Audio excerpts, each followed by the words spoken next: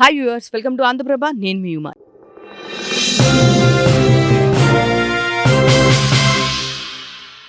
చాలా రోజుల తర్వాత కాల్ చేస్తున్నాము. ఫుల్ బిజీగా ఉన్నారు.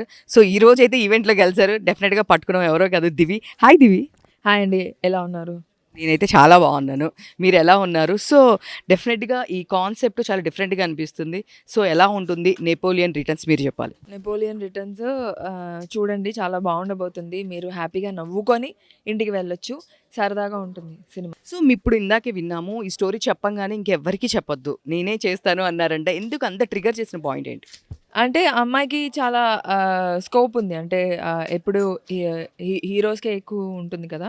ఇందులో అమ్మాయికి చాలా ఇంపార్టెన్స్ ఉంది. ఆ అమ్మాయి ఈక్వల్లీ ఇంపార్టెంట్. చాలా బాగుంది క్యారెక్టర్, అందుకనే. సో దీంట్లో చూస్తే ఒక చిన్న పిల్లాడు, ఒక 9 months బేబీ ఇది మొత్తం నడిపిస్తుంది స్టోరీ. బాబాయ్ దయ్యము అన్నట్లు చెప్పారు ఇప్పటి వరకు. సో మళ్ళీ ఇంకొక ప్యాటర్న్లో చూస్తే మీరు కూడా దయ్యం అన్నట్లు కనిపిస్తుంది. ఏంటి అసలు ఇది స్టోరీ? ఏమో రకరకాలుగా అన్నీ చేస్తున్నారు మా డైరెక్టర్ కమ్ హీరో. సో అలాగే చేస్తున్నాము.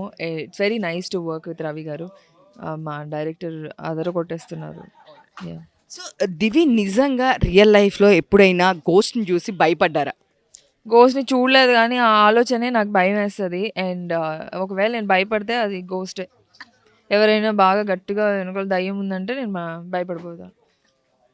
మిమ్మల్ని బాగా భయపెట్టిన హర్రర్ మూవీ అంటే ఏం చెప్తారు? అన్ని హారర్ మూవీస్కి భయపడతాను. ఏ హారర్ మూవీ చూడడం మాత్రం మానను. అన్నీ చూస్తాను, చూసి భయపడతాను. సో మీరు చూస్తే చిరంజీవి గారు లాంటి పెద్ద పెద్ద వాళ్ళతో చేశారు, పెద్ద క్యారెక్టర్స్ చేశారు. బిగ్ బాస్ హౌస్ నుంచి వచ్చాక సెలెక్టెడ్గా చేసుకుంటూ వస్తున్నారు కదా. సో ఇప్పుడు చెప్పండి, అంటే ఇప్పుడు రీసెంట్ డేస్లో ఎలాంటి ప్రాజెక్ట్స్ మీరు ఒప్పుకుంటున్నారు? మీ ప్రిఫరెన్స్ని చూసే ఒప్పుకుంటున్నారా?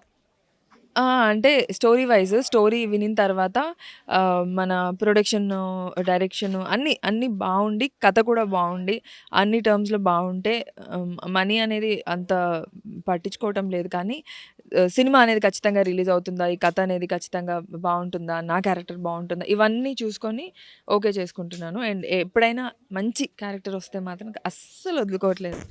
అవునా. నెక్స్ట్ పుష్పలో మీ సెకండ్ లీడ్, అంటే మీరు లాస్ట్ టైం కూడా నేను అడిగాను.